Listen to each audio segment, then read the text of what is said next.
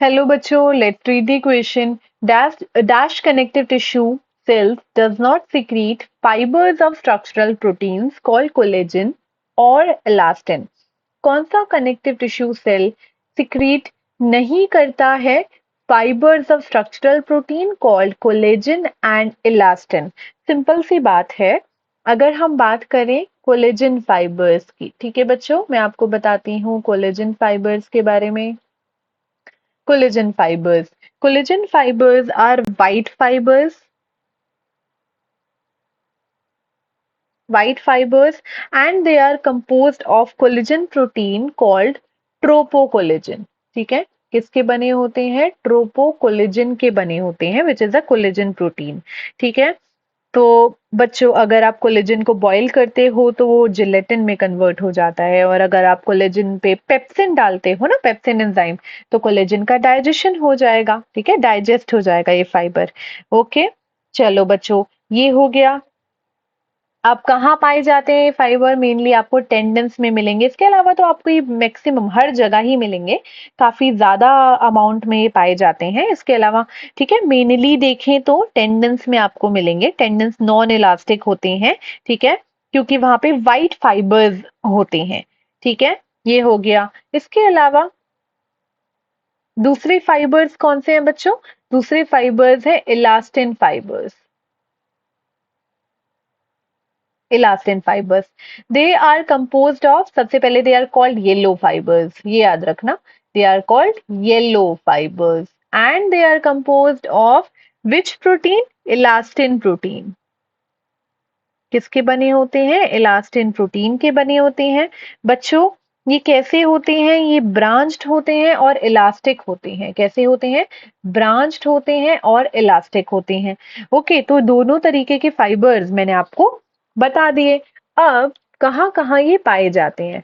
ठीक है, सबसे मेन चीज तो मैं आपको, जहाँ पे फाइबर्स पाए ही जाएंगे, मतलब जहाँ पे होते ही हैं फाइबर्स, तो उसके उसके बारे में डिस्कस करते हैं। जो मेन चीज है वो है लूज कनेक्टिव टिश्यू।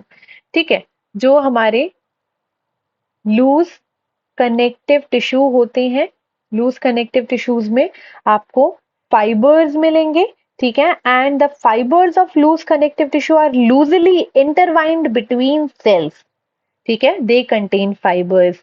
इसमें आपके लूज कनेक्टिव टिश्यू में आपके कौन से टिश्यूज आते हैं? यहाँ पे आपके एरियोलर कनेक्टिव टिश्यू आता है बच्चों। ठीक है, ये वाले टिश्यूज आते हैं। यहाँ पे आपका एडिपोज कनेक्टिव टिश्यू आता है, और यहाँ पे आपका रेटिक्यूलर कनेक्टिव टिश्यू भी आता है।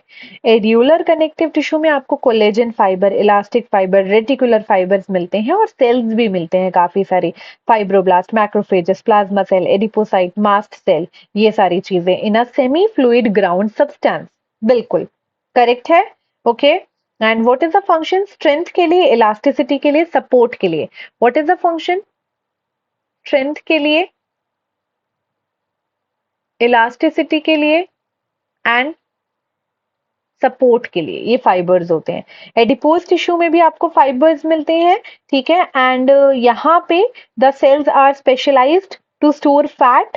ठीक है, तो यहाँ पे व्हाइट एडिपोज टिश्यू मिलता है, ब्राउन एडिपोज टिश्यू मिलता है। ठीक है, यहाँ भी आपको फाइबर्स मिलते हैं।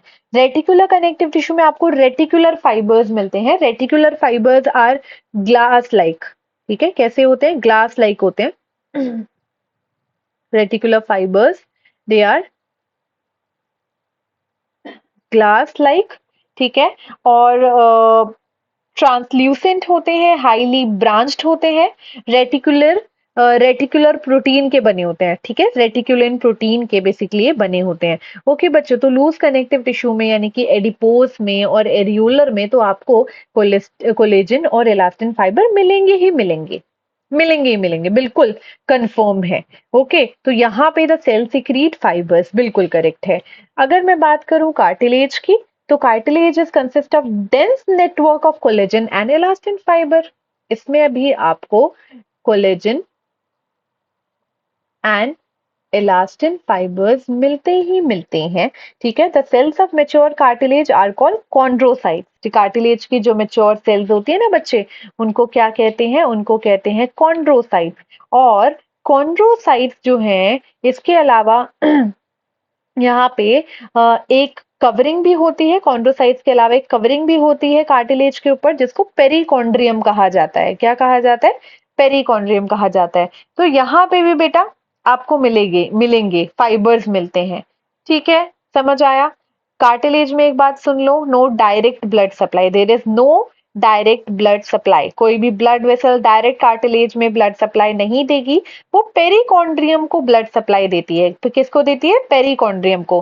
ठीक है, कार्टिलेज में आपको हाइलाइन कार्टिलेज मिलेगा। हाइलाइन कार्टिलेज में आपको कोलेजन फाइबर्स मिलते हैं, इलास्टिन फाइबर्स मिलते हैं, ब्लड वेसल्स मिलते हैं, ठीक है, और नर्व फाइबर्स मिलते हैं। ब्लड वेसल नर्व फाइबर्स आपको पेरिकॉन्ड्रियम वाले एरिया में मिलेंगे, याद रखना, डायरेक्ट ब्लड सप्लाई नहीं है। ओके, तो बच्चों यहाँ पे कार्टिलेज भी आपको समझ आ गया होगा। तो इन तीनों में ही मिलते हैं ब्लड। ब्लड क्या है बच्चों?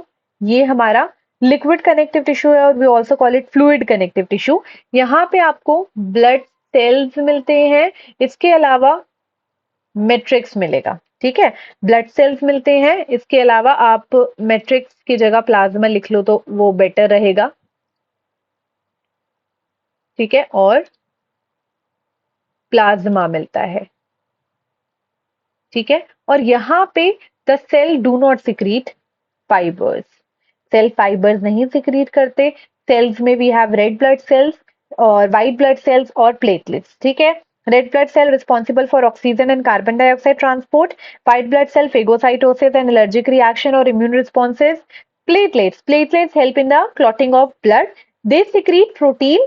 प्लेटलेट्स जो है मतलब उनसे सिक्रीट होता है बेसिकली प्रोटीन, जो क्लॉटिंग फैक्टर्स होते हैं उससे सिक्रीट होते हैं, which are called fibrinogen and prothrombin. फिर उसके बाद फाइबर्स बनेंगे जाके, एंड दीज आर, जो फाइबर्स वहां बनेंगे फिर वो क्लॉटिंग में हेल्प करते हैं। ठीक है, तो यहाँ पे डायरेक्ट नहीं है कि भाई डायरेक्ट फाइबर्स बन रहे हैं, सेल्स डायरेक्ट फाइबर बना रहे हैं, ऐसा नहीं है। तो बच्चे करेक्ट ऑप्शन क्या है हमारा? Option number 1। थैंक यू बच्चों।